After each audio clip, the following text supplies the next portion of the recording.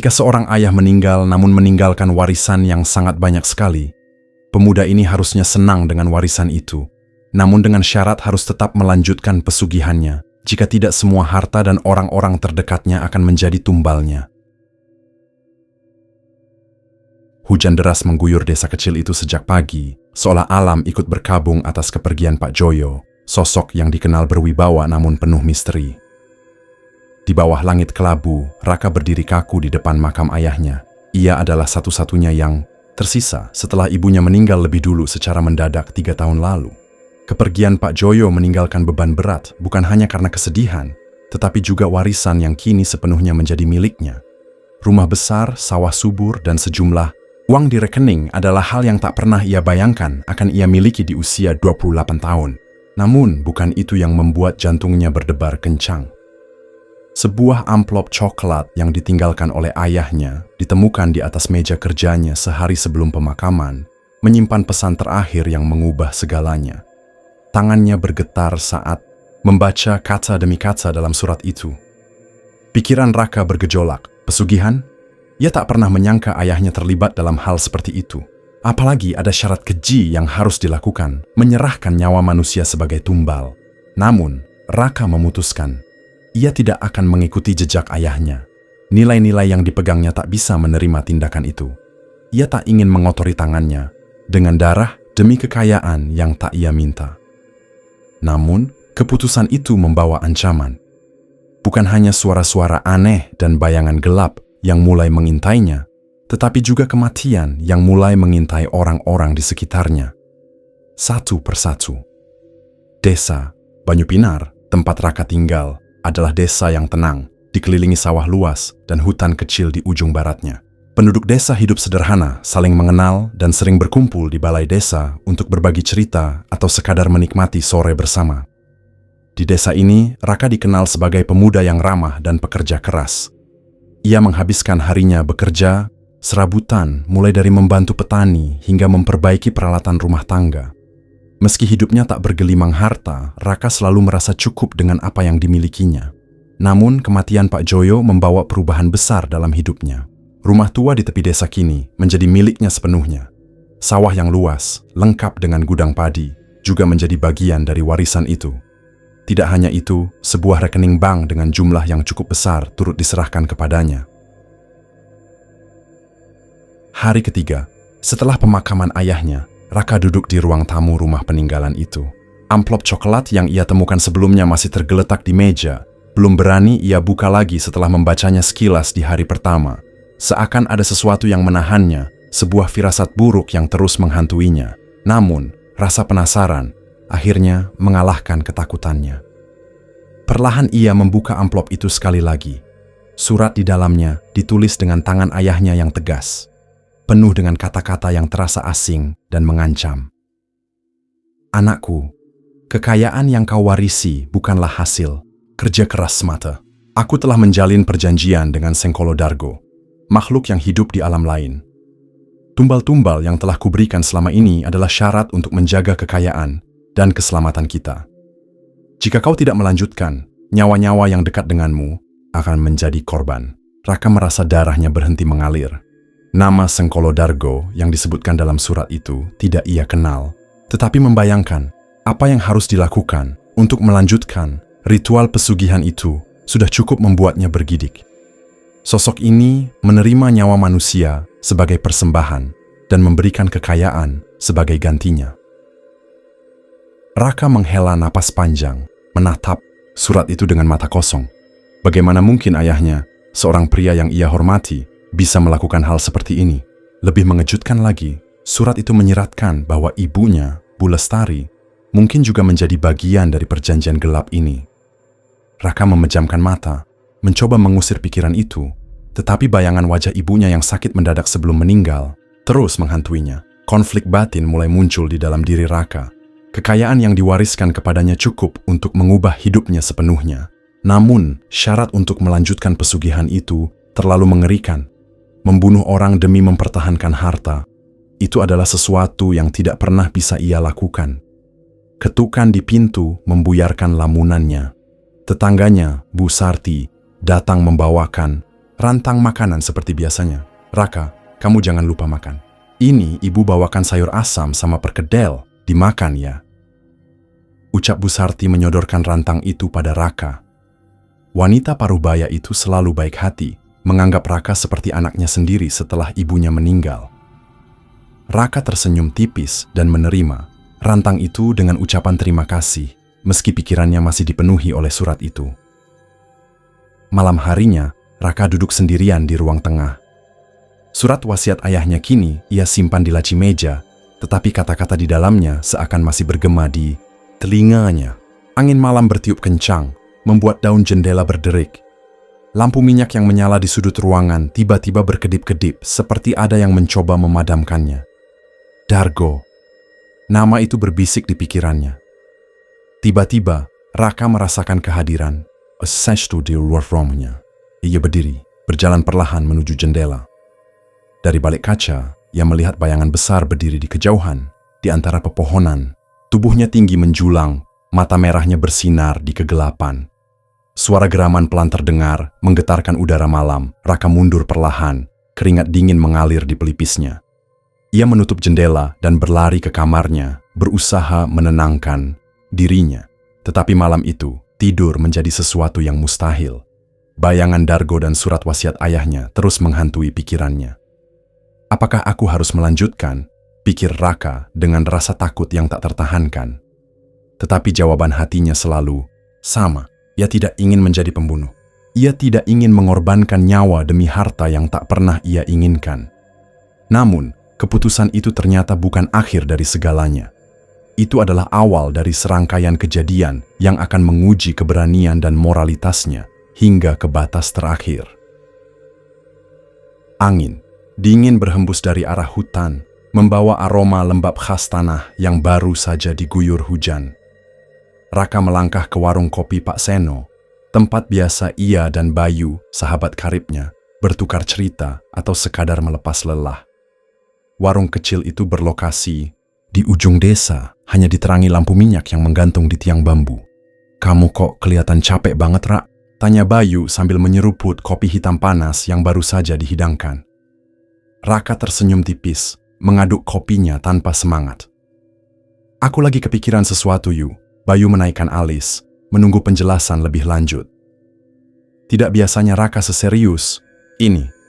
"Aku nemu surat dari Bapak," ucap Raka akhirnya, suaranya rendah. Bayu menyandarkan tubuh ke kursi kayu yang berderit, ekspresi penasaran terpancar jelas dari wajahnya. "Surat apa? Wasiat?" Raka mengangguk pelan. Ia menceritakan isi surat itu, tentang pesugihan yang dijalankan ayahnya selama bertahun-tahun, dan perintah untuk melanjutkan ritual tersebut. Kalimat demi kalimat mengalir, meski Raka berulang kali berhenti, seolah masih ragu untuk berbagi rahasia. "Gelap itu, kamu bercanda kan?" tanya Bayu dengan nada tak percaya setelah mendengar semuanya. "Yu, kalau ini cuma candaan, aku nggak bakal setegang ini," jawab Raka. Menatap sahabatnya dengan mata yang dipenuhi rasa takut, Bayu terdiam sejenak lalu menggeleng. "Kalau aku di posisimu, Rak, aku juga nggak bakal mau melanjutkan. Itu gila. Tapi, yakin nggak bakal ada akibatnya kalau kamu berhenti?" Raka tidak menjawab. Pertanyaan itu terus terngiang di kepalanya bahkan setelah ia meninggalkan warung kopi malam itu. Keesokan paginya, Raka dikejutkan oleh kabar dari Pak Seno. Bayu, sahabat yang baru saja ia temui semalam, tewas dalam kecelakaan. Motornya terguling di tikungan tajam dekat hutan, tanpa sebab yang jelas. Kata warga, tubuh Bayu ditemukan dengan luka parah di kepala, sementara motor yang ia kendarai hanya mengalami kerusakan ringan. Raka terduduk di teras rumahnya, menggenggam rantang makanan yang baru saja diantarkan Bu Sarti. Wanita paruh baya itu berdiri di depannya, memandang Raka dengan wajah penuh iba. "Kamu baik-baik saja, Nak? Saya dengar Bayu."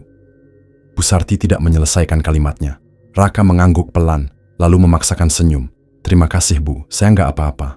Namun, jauh di lubuk hatinya, Raka merasa ada sesuatu yang salah. Ia menolak menghubungkan kematian Bayu dengan keputusannya untuk tidak melanjutkan pesugihan ayahnya. Tetapi pikiran itu terus menghantui, seperti bayangan yang tak mau pergi. Hari-hari berikutnya, suasana di desa kembali normal. Meski rasa kehilangan Bayu masih terasa di hati Raka, ia mencoba mengabaikan semua firasat buruk dan melanjutkan rutinitasnya. Namun, takdir sepertinya belum selesai mempermainkan hidupnya.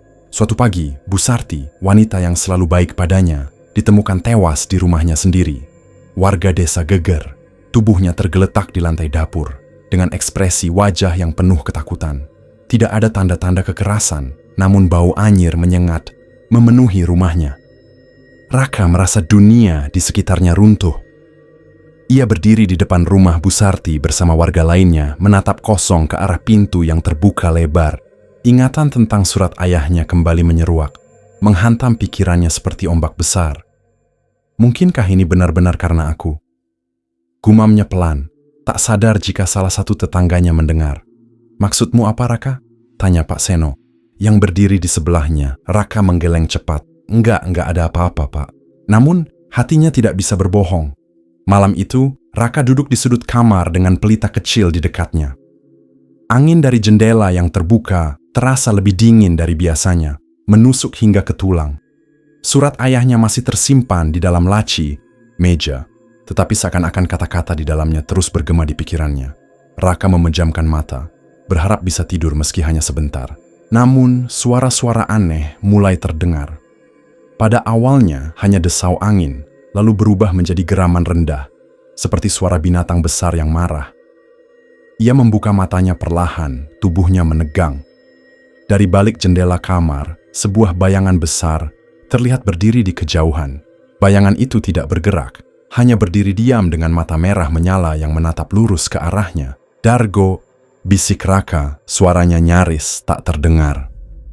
Sosok itu tidak mendekat, namun tekanan yang ditimbulkannya membuat dada Raka sesak. Suara geraman semakin keras, bercampur dengan suara tawa melengking yang terdengar dari arah lain. Raka berusaha bergerak, namun tubuhnya terasa kaku.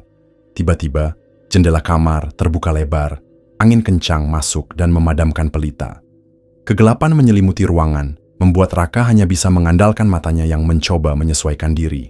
Bayangan besar itu kini tampak lebih jelas, tinggi menjulang, dengan tanduk besar melingkar di kepalanya, bulu hitam lebat menutupi tubuhnya, dan taring yang terlihat tajam ketika makhluk itu membuka mulut. Raka hanya bisa terdiam, keringat dingin mengalir di pelipisnya. Namun, sebelum ia sempat melakukan apapun, sosok itu menghilang. Yang tersisa hanyalah suara geraman yang perlahan memudar, seperti tertelan oleh malam. Raka jatuh terduduk di lantai, tubuhnya gemetar hebat.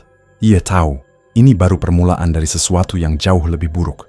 Keputusannya untuk menolak pesugihan ayahnya telah membuka pintu menuju malapetaka yang tidak pernah ia bayangkan sebelumnya.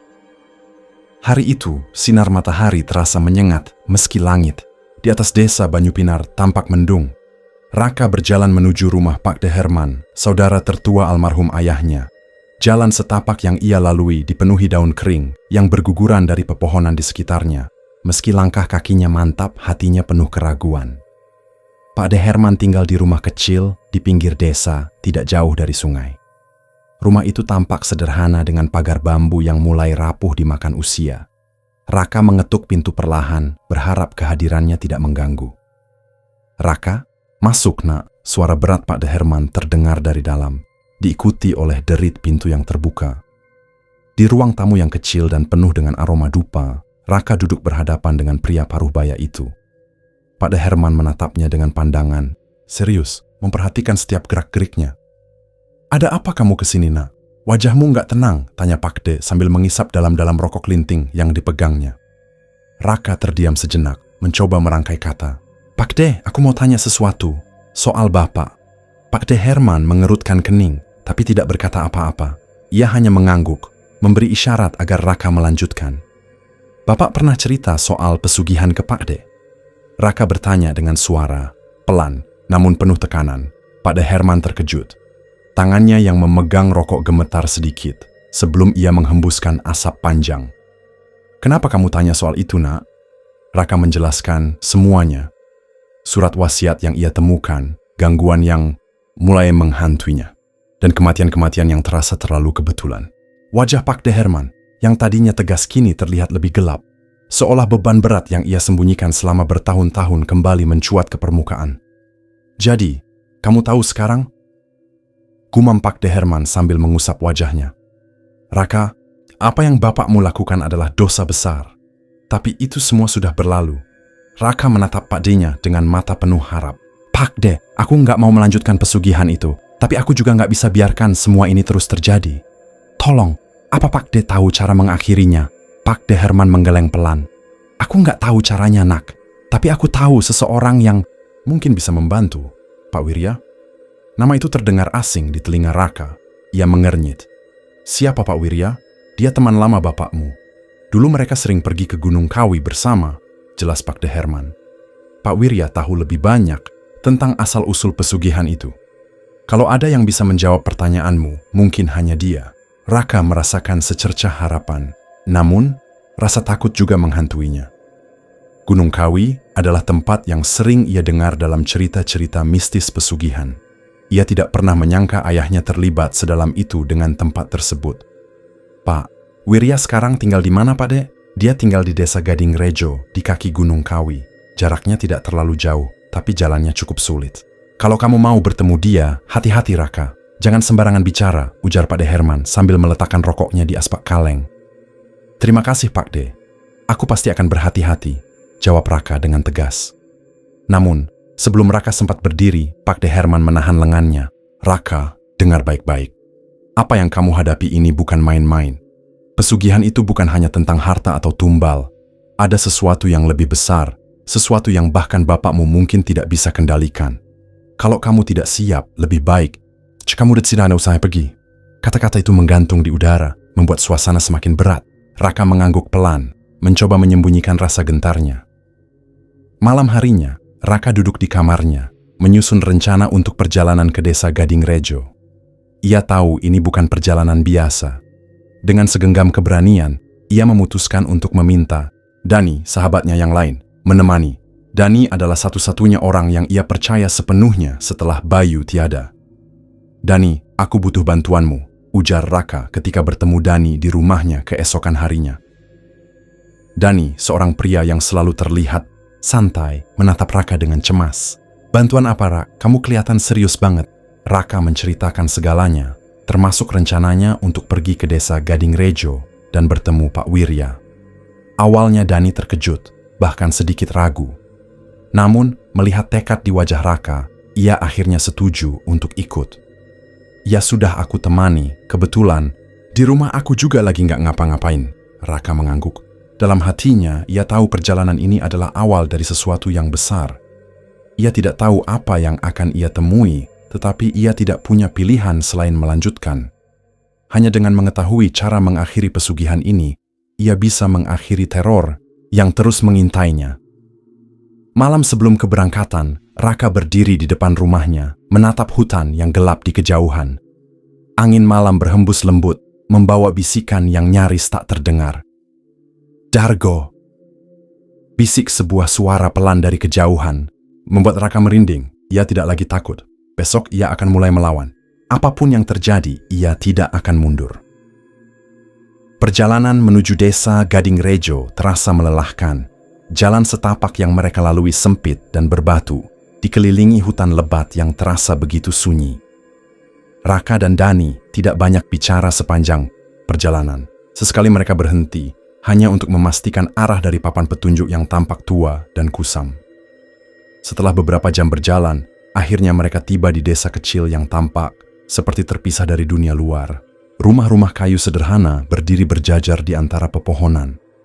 Suasana di desa itu terasa aneh, terlalu sunyi, bahkan angin yang berhembus tidak membawa suara dedaunan. Ini tempatnya, bisik Dani sambil melirik ke arah Raka. Raka mengangguk, pelan tatapannya tertuju pada sebuah rumah yang tampak lebih tua dari rumah lainnya. Itulah rumah Pak Wirya, menurut deskripsi yang diberikan Pak D Herman. Ketukan di pintu tua itu terdengar nyaring, seolah memecah keheningan desa. Beberapa saat kemudian, pintu terbuka, menampilkan seorang pria tua dengan tubuh kurus dan rambut putih panjang yang terikat ke belakang. Tatapan matanya tajam, meski kulit wajahnya terlihat penuh keriput.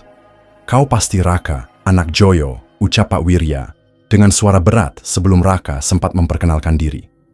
Raka terkejut. Bagaimana Bapak tahu? Pak Wirya tersenyum tipis, mengisyaratkan mereka untuk masuk. Kedatanganmu sudah kuduga sejak kematian ayahmu. kematian ayahmu. Di dalam rumah yang gelap dan beraroma dupa, Raka dan Dani duduk berhadapan dengan Pak Wirya. Pria tua itu menghela napas panjang sebelum mulai bercerita. Raka, ayahmu bukanlah orang pertama di keluarga kalian yang terlibat dalam pesugihan. Pesugihan itu diwariskan turun-temurun.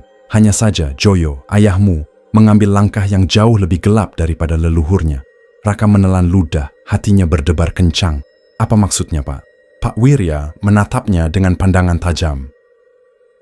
Ayahmu membuat perjanjian dengan Dargo, makhluk yang kau tahu sekarang. Dia mendapatkan kekayaan besar, tapi sebagai gantinya, dia harus memberikan tumbal nyawa. Kau tahu siapa tumbal pertamanya? Raka menggeleng perlahan, meski hatinya sudah merasakan firasat buruk. Pak Wirya menunduk sejenak, lalu berkata, "Ibumu, Bu Lestari." Kata-kata itu jatuh seperti bom di telinga Raka. Tubuhnya membeku, seolah kehilangan kemampuan untuk bergerak. "Tidak, itu nggak mungkin," gumamnya. Suaranya nyaris tak terdengar. "Joyo sangat mencintai ibumu," lanjut Pak Wirya. Tapi dia terdesak. Ketika pesugihan itu mulai menggerogoti tubuhnya, Dargo menuntut tumbal pertama.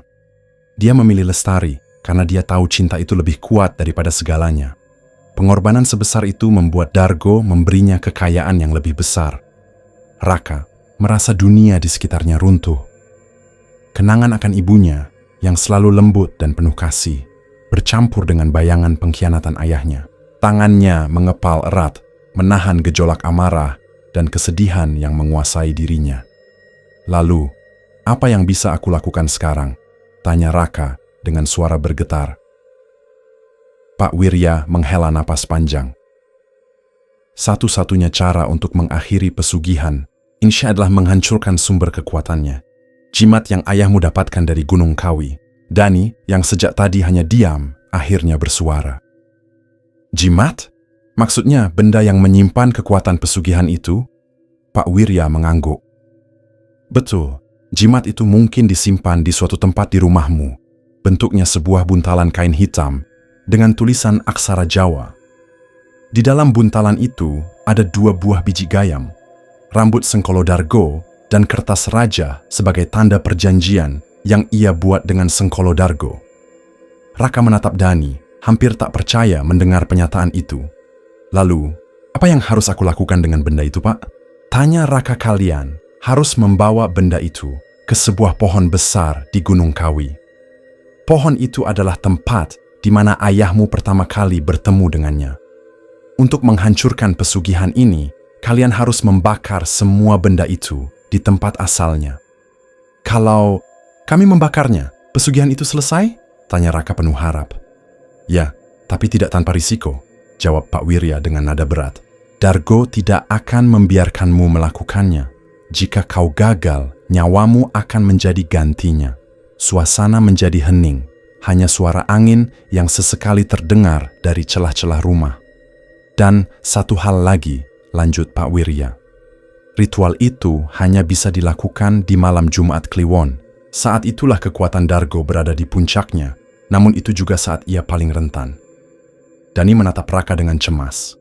"Rak, kau yakin ingin melakukannya? Ini terlalu berbahaya." Raka mengangguk meski hatinya penuh keraguan. "Aku nggak punya pilihan, Dani. Kalau aku nggak menghentikannya, akan ada lebih banyak nyawa yang hilang." Pak Wirya mengeluarkan sebuah kain lusuh dari balik meja, lalu memberikannya kepada Raka. "Ini adalah peta menuju pohon besar di Gunung Kawi. Jalannya tidak mudah, dan kau akan menghadapi gangguan dari penjaga gunung. Tapi jika kau memiliki niat yang tulus, kau akan menemukan jalan." Raka menerima peta itu dengan tangan gemetar. Mata Pak Wirya menatapnya dengan tajam, seolah ingin memastikan keberaniannya. "Ingat Raka, ini bukan hanya tentang melawan Dargo. Ini tentang menebus dosa ayahmu dan menyelamatkan nyawa-nyawa yang berharga." Malam itu, ketika mereka meninggalkan rumah Pak Wirya, Raka merasa langkahnya semakin berat. Hatinya penuh dengan beban yang belum pernah ia rasakan sebelumnya. Namun, di balik semua itu, ia tahu ini adalah satu-satunya jalan untuk mengakhiri mimpi buruk yang terus menghantui hidupnya. Setelah mendengar apa yang harus dilakukan untuk memutus perjanjian pesugihan ayahnya, esok harinya Raka dibantu Dani mencari benda yang dimaksud oleh Pak Wirya. Mereka menemukan semua benda itu berada di bawah ubin yang berada di bawah kasur kamar ayahnya. Raka menatap Dani sebelum membuka buntalan kain hitam itu. Di dalamnya nampak beberapa helai bulu yang disimpan di dalam botol kecil, 2 buah biji gayam yang sudah kering, dan selembar kertas dengan tulisan yang tidak mereka pahami. Raka dan Dani duduk di beranda rumah, memandangi peta lusuh yang diberikan. Pak Wirya, suara-suara desa yang biasanya menenangkan terasa begitu jauh, tertelan oleh keheningan yang penuh beban. "Dani, aku harus melakukannya," ujar Raka akhirnya, memecah keheningan. Suaranya berat, seperti membawa seluruh beban dunia di pundaknya. Dani menatapnya dengan mata penuh keraguan. "Rak, kau sadar kan? Ini bukan perjalanan biasa. Kau bisa kehilangan nyawamu di sana." "Aku tahu," jawab Raka tegas. "Tapi, aku nggak bisa terus hidup dengan rasa bersalah ini. Bayu, Bu Sarti, mereka semua jadi korban. Kalau aku nggak menghentikan pesugihan ini, akan ada lebih banyak orang yang aku sayangi jadi tumbal berikutnya." Dani menghela napas panjang, lalu menunduk, menggenggam erat kedua tangannya. "Kalau begitu, aku ikut. Kau nggak bisa melakukan ini sendirian." Raka mengangkat wajahnya, terkejut. "Dani, ini berbahaya. Aku nggak bisa menyeretmu ke dalam masalah ini." "Terlalu terlambat," Dani tersenyum lemah. "Kita sudah sejauh ini. Aku nggak akan membiarkanmu menghadapi semua ini sendiri." Raka terdiam, matanya berkaca-kaca. Ia tahu keputusan Dani, bukan keputusan yang mudah, tetapi kehadirannya memberinya kekuatan yang tak pernah ia sadari sebelumnya. Malam sebelum keberangkatan, Raka dan Dani sibuk mempersiapkan perlengkapan. Mereka membawa tenda kecil, matras, senter, serta logistik secukupnya. Beruntung Dani memiliki pengalaman mendaki gunung, sehingga ia tahu apa saja yang diperlukan. "Jangan lupa jimat itu, Rak," ujar Dani sambil memeriksa ranselnya. Raka mengangguk pelan, mengambil jimat yang ia simpan dalam kantong plastik hitam. Jimat itu terasa dingin di tangannya. Membawanya saja sudah membuat Raka merinding. "Kau yakin kita siap?" tanya Dani memastikan sambil menatap Raka. "Tidak," jawab Raka jujur. "Tapi aku nggak punya pilihan lain." Mereka menaiki bus pagi menuju base camp pendakian gunung, Kawi via Keraton. Perjalanan selama 3 jam terasa seperti selamanya. Raka lebih banyak diam, matanya menatap keluar jendela, memandangi hamparan sawah dan bukit-bukit yang seakan melintas begitu lambat. Dani, yang duduk di sebelahnya, mencoba mengalihkan ketegangan dengan bercanda, meski ia tahu Raka hampir tidak mendengarkan. Setibanya di base camp, suasana terasa aneh. Udara di sekitar terasa lebih dingin dari seharusnya, meski matahari masih bersinar. Mereka melakukan registrasi dan bertanya kepada penjaga tentang jalur pendakian. Penjaga itu, seorang pria tua dengan wajah penuh keriput, memperingatkan mereka. "Gunung Kawi itu penuh cerita, Nak. Kalau dengar suara atau lihat sesuatu yang aneh, jangan dihiraukan. Jangan sembarangan bicara atau melakukan hal yang enggak sopan," ujar penjaga itu dengan nada serius. Dani mengangguk. "Terima kasih, Pak. Kami akan berhati-hati." Pendakian dimulai saat matahari mulai condong ke barat. Jalur yang mereka lewati terjal, dengan pepohonan tinggi di sekitarnya yang membuat suasana terasa gelap meski hari masih sore. Raka berjalan di depan, sementara Dani mengawasi dari belakang. "Aneh," gumam Dani sambil menghentikan langkah. Raka menoleh. "Kenapa?" "Bau ini," jawab Dani mengernyitkan dahi. "Bau anyir, seperti darah." Raka mencoba mencium udara dan benar saja ada aroma anyir yang samar, bercampur dengan aroma hutan yang lembab. Namun, mereka memutuskan untuk terus berjalan, berpura-pura tidak terganggu. Ketika matahari mulai tenggelam, tanda-tanda gangguan gaib mulai muncul. Bayangan hitam besar terlihat melintas di antara pepohonan, terlalu cepat untuk diidentifikasi. Suara tawa melengking terdengar dari kejauhan, diikuti oleh bisikan-bisikan samar yang sulit dipahami. "Kita istirahat di sini saja," ujar Dani. Sambil menunjuk area datar yang cukup luas di dekat jalur pendakian, Raka mengangguk setuju. Mereka mendirikan tenda dengan cepat, berusaha menyelesaikan segalanya sebelum gelap sepenuhnya. Setelah makan malam seadanya, mereka memutuskan untuk tidur lebih awal, menghemat energi untuk perjalanan esok hari. Namun, malam itu tidak memberi mereka kedamaian. Raka bermimpi buruk, sebuah mimpi yang terasa terlalu nyata. Dalam mimpinya, ia berdiri di tengah hutan. Pohon-pohon tinggi mengelilinginya, tetapi suasananya begitu sunyi, bahkan tidak ada suara angin. Di depan, sosok besar muncul dari kegelapan. Dargo, makhluk itu lebih menyeramkan dari apa yang pernah ia bayangkan. Tubuhnya setinggi 3 meter, dengan tanduk melingkar seperti kerbau dan bulu hitam lebat yang tampak berkilau di bawah cahaya samar. Matanya menyala merah, memancarkan amarah. Taringnya yang tajam mencuat dari mulutnya, dan suara geramannya menggema, membuat Raka gemetar. Berani sekali kau manusia, suara Dargo terdengar, berat dan mengancam. Kau pikir kau bisa menghancurkan perjanjianku? Aku akan membuatmu menyesal. Raka mencoba berteriak, tetapi suaranya tertahan. Dargo melangkah mendekat, dan hawa panas menyelimuti tubuhnya. Raka terbangun dengan napas tersengal-sengal, keringat dingin mengalir di wajahnya. Ia menoleh ke arah Dani, yang ternyata juga terbangun. "Rak, aku mimpi buruk," ujar Dani dengan suara bergetar. "Aku lihat Dargo, dia mengancam kita." Raka merasakan bulu kuduknya meremang. Bagaimana mungkin mereka memiliki mimpi yang sama? Malam itu mereka hanya bisa duduk diam di dalam tenda, tidak berani memejamkan mata lagi. Angin di luar berhembus kencang, membawa bisikan yang terdengar seperti tawa kecil, seakan mengejek mereka. "Besok kita harus lebih hati-hati," ujar Dani pelan. Raka mengangguk, meski hatinya penuh keraguan. Perjalanan baru dimulai, namun beban yang mereka pikul sudah terasa begitu berat. Mereka tahu apapun yang menunggu di Gunung Kawi tidak akan mudah untuk dihadapi. Pagi itu, hawa dingin Gunung Kawi menusuk kulit meski matahari mulai mengintip dari balik pepohonan. Raka dan Dani duduk di depan tenda kecil mereka, mengaduk mie instan yang baru selesai dimasak. Asap tipis dari kompor portabel yang mereka bawa melayang di udara, bercampur dengan aroma mie yang sederhana tapi cukup untuk menghangatkan tubuh.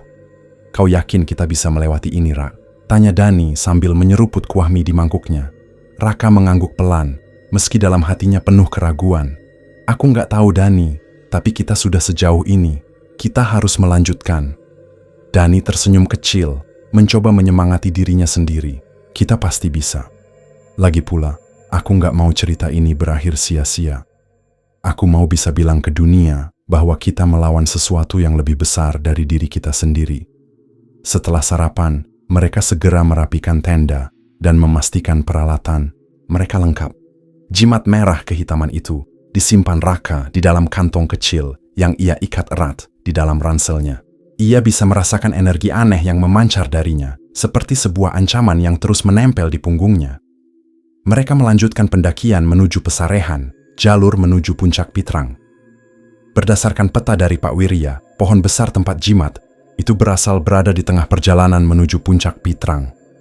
Jalurnya semakin curam, dengan batuan licin yang membuat setiap langkah terasa berat. Saat siang berganti sore, kabut mulai turun. Kabut itu begitu tebal hingga pandangan mereka hanya sejauh beberapa meter ke depan. Keheningan mulai terasa mencekam, dan angin dingin yang menerpa tubuh mereka membawa aroma anyir yang samar, seperti malam sebelumnya. "Dani, lihat itu," bisik Raka tiba-tiba menunjuk ke arah kabut. Dani menoleh, dan ia juga melihatnya. Sebuah bayangan melintas cepat di balik pepohonan, terlalu besar untuk menjadi manusia. Keduanya terdiam, menahan napas. "Abaikan saja, Ra. Kita jalan terus," kata Dani dengan suara bergetar. Namun bayangan itu tidak hilang. Dari balik kabut, tawa melengking terdengar, diikuti oleh suara-suara berbisik yang tidak jelas. Langkah mereka melambat, dan hati Raka mulai diliputi ketakutan. "Apa ini?" gumam Raka. Suaranya hampir tidak terdengar. Kabut semakin pekat, dan mereka mulai melihat sosok-sosok melayang dengan wajah datar. Wajah-wajah itu tidak memiliki mata, hidung, atau mulut.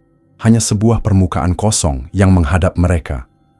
Tawa, mereka terdengar nyaring, seolah mengejek setiap langkah yang diambil Raka dan Dani. "Kita nggak boleh berhenti," kata Dani dengan tegas, meskipun tubuhnya gemetar. "Kalau kita berhenti, mereka menang." Raka mengangguk pelan, mencoba mengumpulkan keberaniannya. Mereka terus berjalan, meski setiap langkah terasa seperti berjalan di atas tali tipis yang menghubungkan mereka dengan jurang. Setelah beberapa jam melintasi jalur yang berat, mereka akhirnya tiba di lokasi yang ditunjukkan di peta. Pohon besar. Itu terlihat dari kejauhan, meski bayangannya samar dalam gelapnya malam yang mulai turun. Kita mendirikan tenda di sini saja, ujar Dani, menunjuk area datar yang sedikit terbuka di antara pepohonan. Raka mengangguk setuju. Tubuh mereka terasa lelah dan malam Jumat Kliwon baru akan tiba keesokan harinya. Mereka bekerja dengan cepat untuk mendirikan tenda sebelum gelap sepenuhnya. Namun, malam itu menjadi malam yang paling mencekam dalam hidup mereka. Tidak lama setelah mereka masuk ke dalam tenda, gangguan mulai datang. Pada awalnya hanya suara langkah-langkah berat yang berputar-putar di sekitar tenda. Kemudian, suara-suara itu disusul oleh timpukan batu kecil yang mengenai tenda mereka. "Dani, kau dengar itu?" bisik Raka. Suaranya nyaris tidak terdengar. "Dengar, tapi jangan keluar. Kita tetap di sini," jawab Dani tegas. Suara itu semakin menjadi-jadi. Tenda mereka digoyang-goyangkan, seperti ada sesuatu yang mencoba membalikkannya. Garukan panjang terdengar di sisi tenda, seperti kuku-kuku tajam yang sengaja ingin menakut-nakuti. "Ayo baca doa, Ra," kata Dani, mencoba menahan ketakutannya. Keduanya mulai melafalkan ayat-ayat suci yang mereka hafal. Suara-suara itu tidak hilang sepenuhnya, tetapi sedikit mereda. Namun, siluet-siluet hitam terus bergerak di luar tenda, membuat mereka tidak bisa memejamkan mata. Hingga tengah malam, gangguan itu terus berdatangan. Mereka merasa seperti sedang diawasi oleh puluhan mata yang tak terlihat. "Mereka tidak akan membiarkan kita tidur," dan ujar Raka dengan suara lelah. "Kita hanya harus bertahan. Tinggal 1 malam lagi, Ra. Kita bisa melewati ini," balas Dani dengan nada memohon, seolah berbicara pada dirinya sendiri. Malam itu terasa seperti tidak berujung. Waktu bergerak lambat dan setiap detik terasa seperti siksaan. Namun, perlahan, gangguan mulai mereda saat pagi menjelang. Ketika sinar matahari pertama menyusup melalui celah-celah pohon, suasana di sekitar tenda kembali sunyi. Raka dan Dani akhirnya bisa bernapas lega, meski tubuh mereka terasa lelah dan tegang. "Tidurlah, Rak. Kita butuh energi untuk esok," kata Dani. Raka mengangguk. Untuk pertama kalinya dalam 2 malam terakhir, ia bisa menutup mata, meski bayangan-bayangan mencekam itu masih membayangi pikirannya. Besok adalah hari yang menentukan, dan mereka harus bersiap menghadapi apapun yang menanti mereka di pohon besar itu. Kabut masih mengambang rendah saat Raka dan Dani memulai pencarian mereka di pagi yang suram itu. Lokasi pohon besar yang disebutkan Pak Wirya, pohon tempat asal jimat itu, berada tidak jauh dari tempat mereka mendirikan tenda. Namun, setiap langkah terasa berat, seolah hutan itu sendiri tidak ingin mereka menemukannya. Mereka berjalan perlahan, menyusuri jalur yang semakin tertutup oleh akar-akar besar dan semak belukar.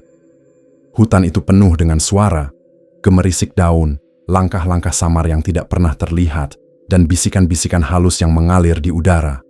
"Rak, itu dia," seru Dani menunjuk ke arah sebuah pohon besar yang menjulang tinggi di kejauhan. Raka menatapnya dengan mata terbelalak. Pohon itu benar-benar seperti yang digambarkan Pak Wirya, pohon gayam raksasa dengan akar-akar besar yang melingkari tanah di sekitarnya, menciptakan semacam pelindung alami. Di depan pohon itu, ada sebuah altar kecil dengan sesajen yang tampak baru. Bunga-bunga layu, dupa yang masih berasap, dan beberapa buah kelapa yang pecah. "Apa ini?" tanya Dani, suaranya hampir berbisik. "Pesugihan," jawab Raka pelan. Kata itu saja sudah cukup membuat mereka berdua merinding. Mereka berdiri di depan pohon itu, menatapnya dengan perasaan campur aduk antara ketakutan dan tekad. Kabut mulai turun kembali, semakin tebal, hingga jarak pandang mereka hanya beberapa meter. Udara menjadi lebih dingin, dan bau anyir kembali menyeruak, membuat perut mereka mual. "Kita tunggu di sini sampai malam," ujar Raka. "Kita harus menunggu saat malam Jumat Kliwon tiba." Dani mengangguk, meski wajahnya tampak tegang. Mereka duduk bersandar pada akar-akar pohon yang besar, mencoba mengumpulkan tenaga untuk ritual yang akan mereka lakukan. Saat matahari mulai tenggelam, suasana di sekitar pohon menjadi semakin mencekam. Cahaya redup terakhir dari langit tertutup oleh kabut talo dan hutan itu menjadi gelap dengan sangat cepat. Raka mengeluarkan jimat dari kantongnya, Tangan gemetar saat menyentuh benda itu. Ini dia, bisiknya, lebih kepada dirinya sendiri. Dani menyalakan senter, cahayanya menyoroti jimat merah kehitaman itu. Ukirannya tampak berkilauan, seperti hidup di bawah cahaya redup. "Kau siap, Rak?" tanya Dani dengan suara pelan. Raka tidak menjawab. Ia menatap jimat itu dengan penuh kebencian, lalu mengeluarkan botol minyak tanah dan pemantik api dari tasnya. Ia mengeluarkan bulu yang berada di dalam botol kaca itu, menumpuknya dengan kain hitam serta rajah perjanjian itu. "Cepat, Rak." Aku merinding. Dani merasa tidak nyaman, beberapa kali bahkan mengelus tengkuknya. Raka segera menyiram semua benda itu dengan minyak tanah. Namun, sebelum ia sempat menyalakan api, suara geraman rendah menggema dari dalam kabut. Mereka berdua menoleh dengan cepat, mencari sumber suara itu. Langkah berat terdengar mendekat, diiringi oleh suara ranting-ranting yang patah. "Dani, dia di sini," bisik Raka. Tubuhnya mulai gemetar. Dari balik kabut, muncul sosok yang membuat darah mereka membeku. Sengkolo Dargo, Sengkolo Dargo. Taring-taring tajam mencuat dari mulutnya yang terbuka, dan suara geramannya seperti gemuruh yang mengguncang tanah di bawah kaki mereka. "Manusia lemah," suara Dargo terdengar, berat dan mengancam. "Kau pikir bisa menghancurkan perjanjianku?" Begitu saja, Raka mundur perlahan, mengambil kembali jimat yang ia taruh di tanah untuk menjauh. "Aku akan menghentikanmu, apapun yang terjadi," ujarnya, suaranya bergetar tapi penuh tekad. Dargo tertawa, suara tawanya menggelegar, membuat pepohonan di sekitar mereka bergoyang. "Coba saja manusia, tapi kau tidak akan keluar dari sini hidup-hidup." Makhluk itu melangkah maju, tubuhnya yang besar membuat tanah di bawahnya bergetar. Dani meraih batu besar di dekatnya, melemparkannya ke arah Dargo. Batu itu hanya memantul tanpa melukai sedikit pun, membuat makhluk itu semakin marah. "Dani, jangan!" seru Raka, tapi sudah terlambat. Dargo menyerang, gerakannya cepat meski tubuhnya besar. Dengan sekali ayunan, ia berhasil memukul Dani hingga terjatuh ke tanah. Dani mengerang kesakitan, mencoba bangkit, tapi Dargo sudah mengalihkan perhatiannya kembali ke Raka. "Bakar jimat itu sekarang!" teriak Dani sambil memegangi dadanya yang terasa sakit. Raka menyalakan pemantik dengan tangan gemetar. Api kecil menyala, tapi angin kencang tiba-tiba bertiup, memadamkan api itu. "Cepat, Rak, jangan ragu." Raka mencoba lagi, kali ini melindungi api dari angin dengan tubuhnya. Api mulai menyala, namun tiba-tiba Raka terpental. Dargo sudah berada tepat di belakangnya. Tubuh Raka menabrak pohon, membuat nafasnya terasa sesak. Pemantiknya terlempar ke semak-semak. Ia mencoba bangkit kembali, dengan rasa sakit yang menjalar di sekujur tubuhnya. Dargo melangkah mendekati Raka yang berdiri lemah. Perjanjian yang sudah dibuat tak bisa diingkari. Dargo meraung dengan keras, membuat Raka seketika mematung. Kakinya gemetar seolah berat untuk menahan beban tubuhnya. Rasa takut menyelimuti dirinya, namun Dani yang melihat itu segera berteriak ke arahnya. "Raka, cepat ambil pemantiknya dan bakar benda perjanjian itu." Raka menoleh ke arah Dani yang sudah siap dengan 2 batu di genggaman tangannya. Sekuat tenaga Dani melempar batu-batu itu ke arah Dargo, membuat makhluk itu seketika menoleh ke arahnya dengan tatapan tajam. Dargo berjalan menghampiri Dani yang berusaha mengalihkan perhatiannya. Raka yang melihat usaha Dani seketika memberinya kekuatan untuk bergerak. Ia segera menuju ke arah pemantik terlempar. Raka menyibak semak belukar, tak memperdulikan duri-duri tajam yang menggores kulit tangannya. Ia berhasil menemukan pemantiknya dan segera menuju benda-benda perjanjian itu. "Dani." Raka terkejut saat melihat Dani tercekik oleh Dargo hingga kakinya tidak menyentuh tanah lagi. Meski tidak dapat bernafas, Dani memberi isyarat pada Raka dengan bola matanya untuk membakar benda perjanjian itu. Menyadari hal itu, Raka segera menyalakan pemantiknya. Jimat itu mulai terbakar perlahan, dan Dargo menggeram dengan marah. Makhluk itu melompat ke arah Raka, cakar tajamnya hampir menyentuh tubuhnya. Namun, tepat saat itu, jimat terbakar habis, meninggalkan abu hitam yang jatuh ke tanah. Dargo mengeluarkan jeritan panjang yang menggema di seluruh gunung. Tubuhnya mulai menghitam seperti terbakar dari dalam. Tanduk-tanduknya patah dan bulu-bulunya rontok satu persatu. Dani terlepas dari cengkraman Dargo, terpelanting ke tanah dengan nafas terengah. "Kalian belum menang," teriak Dargo, suaranya semakin lemah. "Kutukanku akan terus menghantui kalian." Makhluk itu akhirnya lenyap meninggalkan bau gosong yang menyengat. Raka menghampiri Dani yang masih terbaring di tanah, wajahnya pucat tapi penuh kelegaan. "Dan kamu GPP?" tanya Raka. Dani tersenyum mengangkat jari jempolnya sebagai tanda kalau dirinya tidak apa. "Kita berhasil, Ra," katanya, meski suaranya hampir tak terdengar. Raka mengangguk pelan, menatap abu hitam yang tersisa di tanah. Namun, di balik kelegaan itu, ia tahu perjalanannya belum selesai. Hutan di sekitarnya masih terasa mencekam, seolah memberi peringatan bahwa apa yang mereka lakukan hanyalah permulaan dari sesuatu yang lebih besar. Langit masih gelap ketika Raka dan Dani memutuskan untuk meninggalkan area pohon gayam. Mereka berjalan pelan dengan tubuh yang lelah dan napas yang berat. Ritual telah selesai dan Dargo sudah lenyap, namun atmosfer hutan di Gunung Kawi tetap terasa mencekam. "Jalur turun tadi lewat mana?" tanya Dani, mencoba mengingat arah. "Mereka datang ke kiri kalau aku nggak salah ingat," jawab Raka sambil menunjuk sebuah jalan setapak yang terhalang semak-semak. Dani mengangguk, meskipun ada keraguan di matanya. Keduanya melangkah perlahan menyusuri jalur itu. Kabut tipis masih melayang di udara, membuat mereka harus berhati-hati agar tidak terpeleset di jalanan yang licin. Namun, setelah hampir 1 jam berjalan, mereka kembali tiba di tempat yang sama, area pohon gayam. "Ini nggak mungkin," gumam Dani, matanya melebar. "Kita sudah jalan jauh, Rak." Raka menatap pohon besar itu dengan perasaan tak percaya. Kita tersesat," ujarnya pelan, seolah mengakui kebenaran yang sulit ia terima. Jam di tangan Dani menunjukkan pukul 2 siang ketika mereka mencoba jalur lain. Namun, seperti sebelumnya, mereka selalu berakhir di tempat yang sama.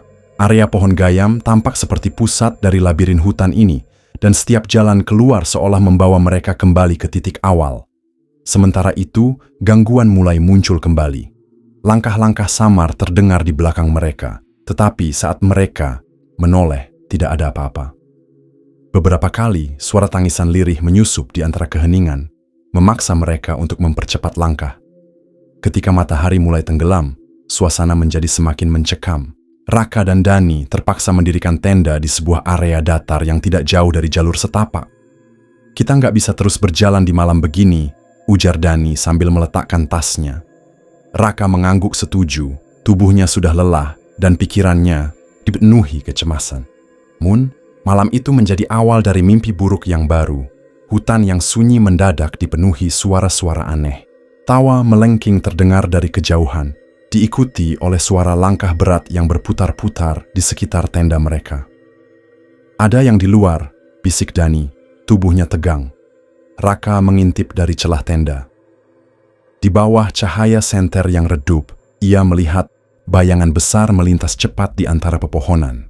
Sekilas, ia juga melihat sosok melayang dengan wajah rata yang pernah mereka temui sebelumnya.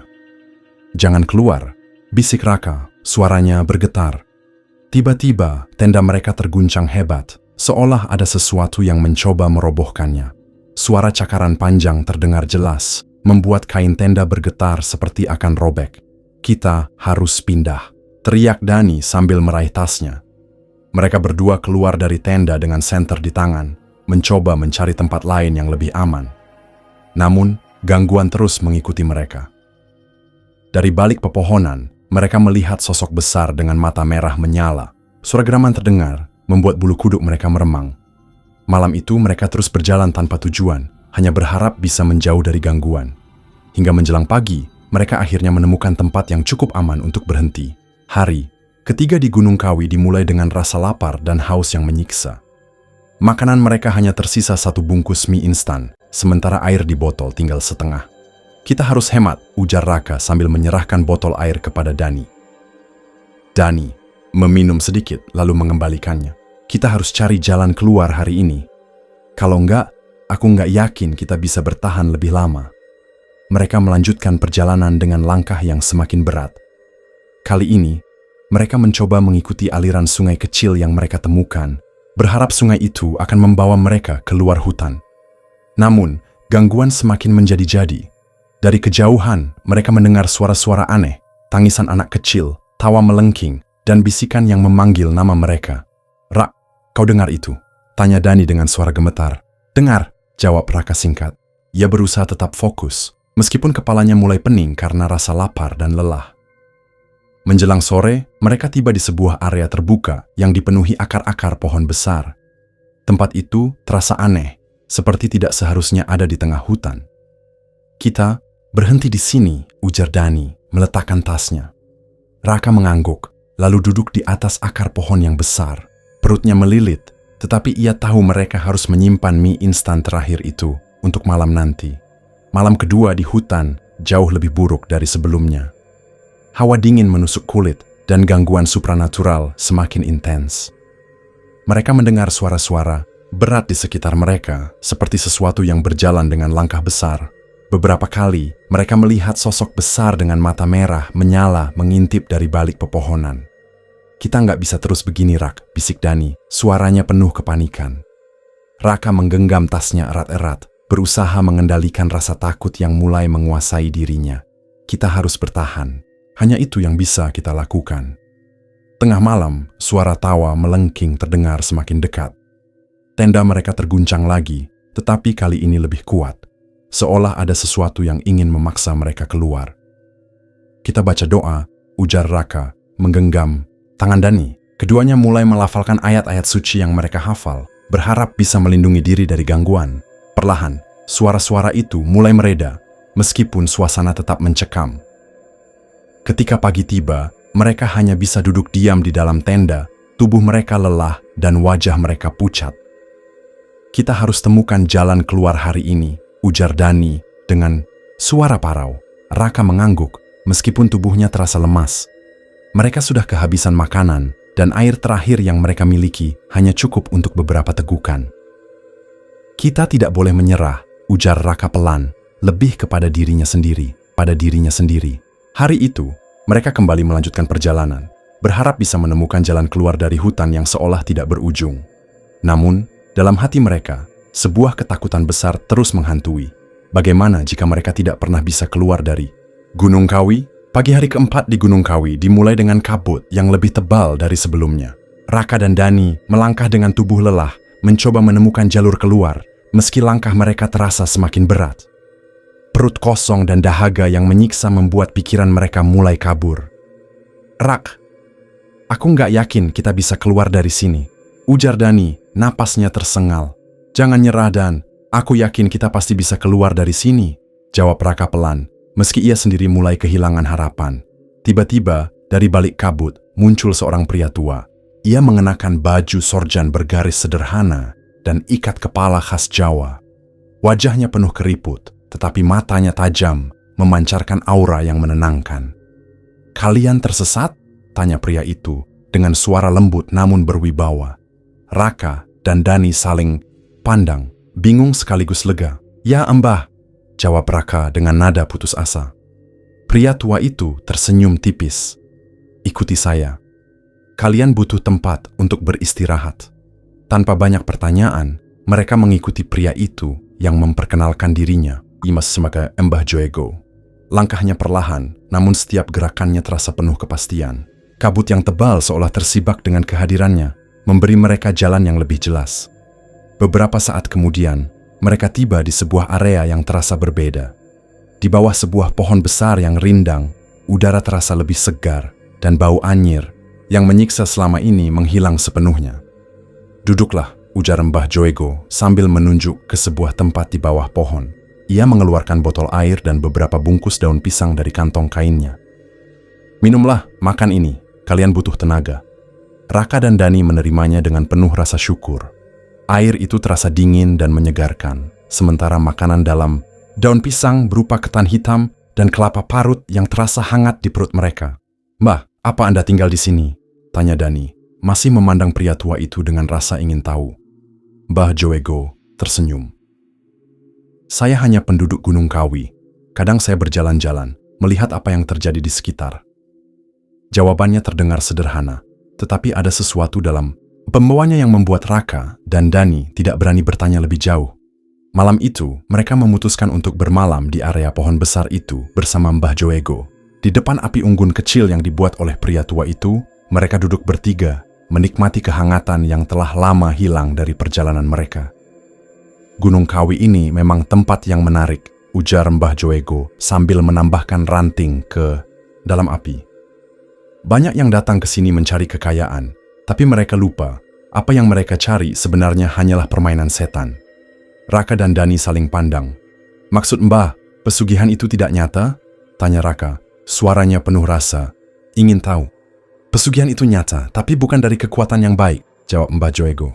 Setan memberi harta, tapi dengan syarat yang kejam.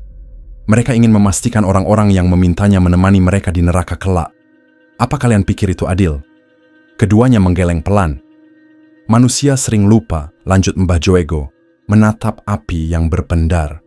Harta dan rezeki diatur oleh Gusti Allah, tapi ketika mereka diuji dengan kemiskinan atau kesulitan, mereka memilih jalan pintas. Mereka lupa bahwa kesabaran adalah ujian dan pesugihan adalah jebakan. Raka menunduk. Kata-kata Mbah Joego menohok hatinya. Ia mengingat ayahnya, Pak Joyo, yang terjerumus dalam pesugihan demi kekayaan.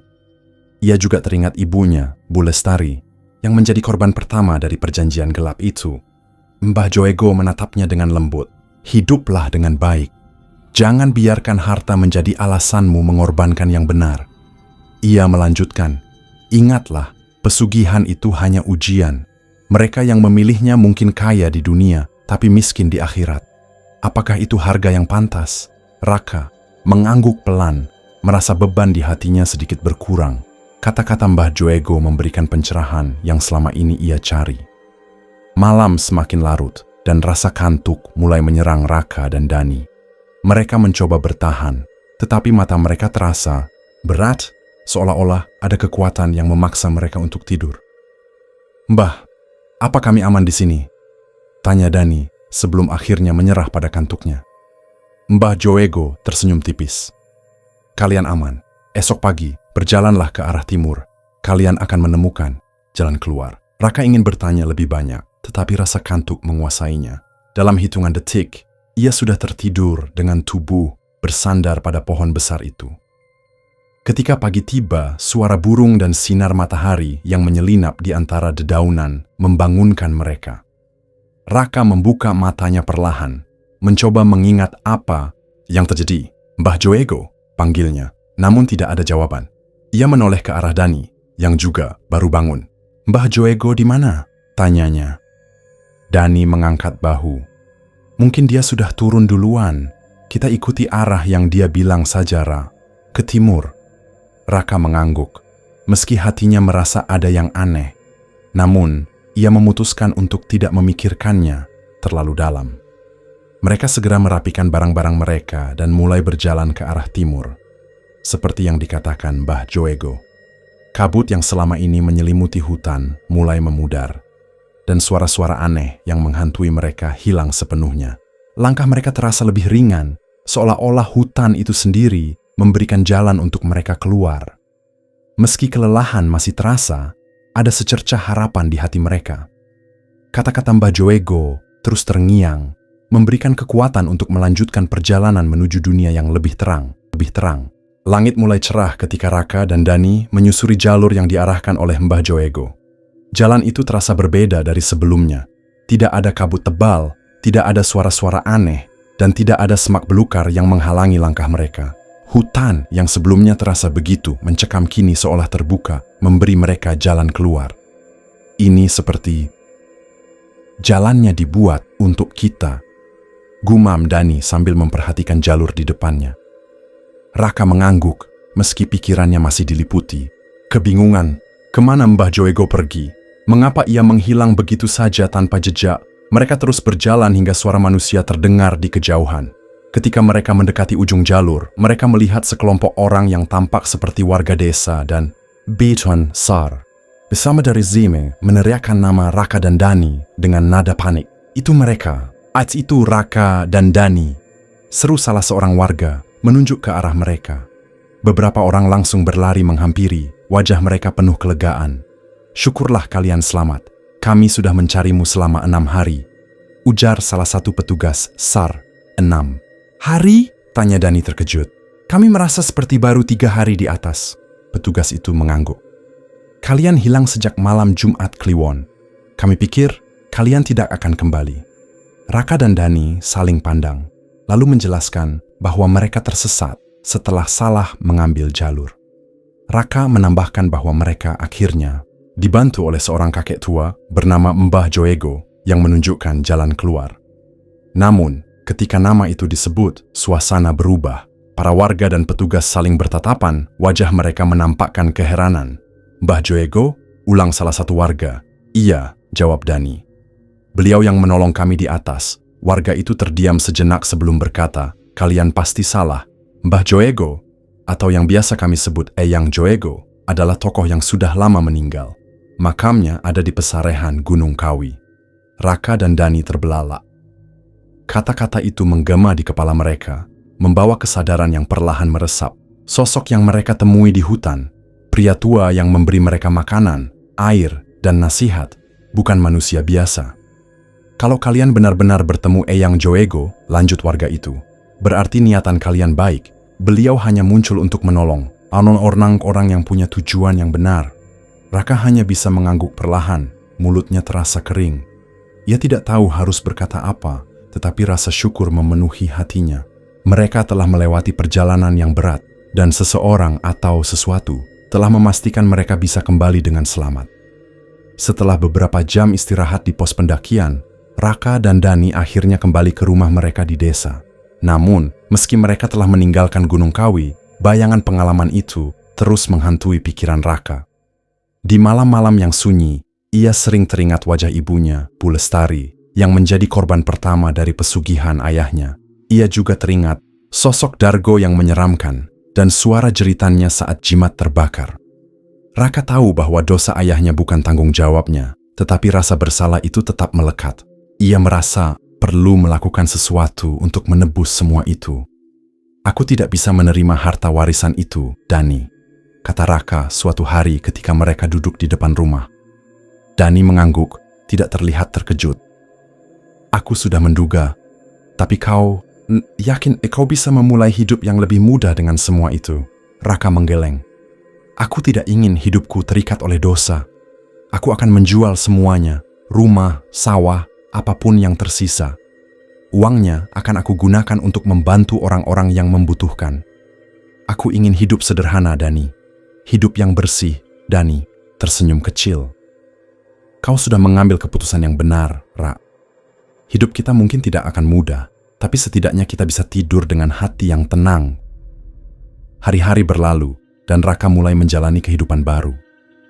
Ia meninggalkan segala harta warisan dan memilih bekerja sebagai petani kecil di desa.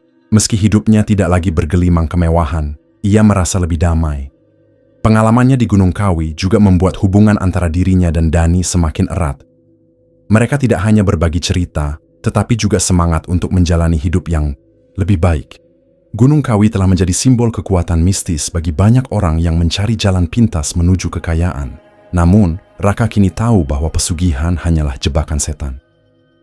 Kekayaan yang diperoleh dengan cara itu mungkin terlihat menggiurkan, tetapi harga yang harus dibayar terlalu mahal. Nyawa, moralitas, dan jiwa seseorang menjadi taruhan yang tidak sepadan. Raka belajar bahwa hidup tidak ditentukan oleh harta, tetapi oleh keimanan dan akhlak yang baik. Ia percaya bahwa segala sesuatu, termasuk rezeki, telah diatur oleh Gusti Allah. Dan setiap ujian yang datang, baik berupa kemiskinan atau kesulitan, adalah cara untuk menguji manusia agar tetap berada di jalan yang benar. Apa yang terjadi di Gunung Kawi adalah pelajaran, pikir Raka.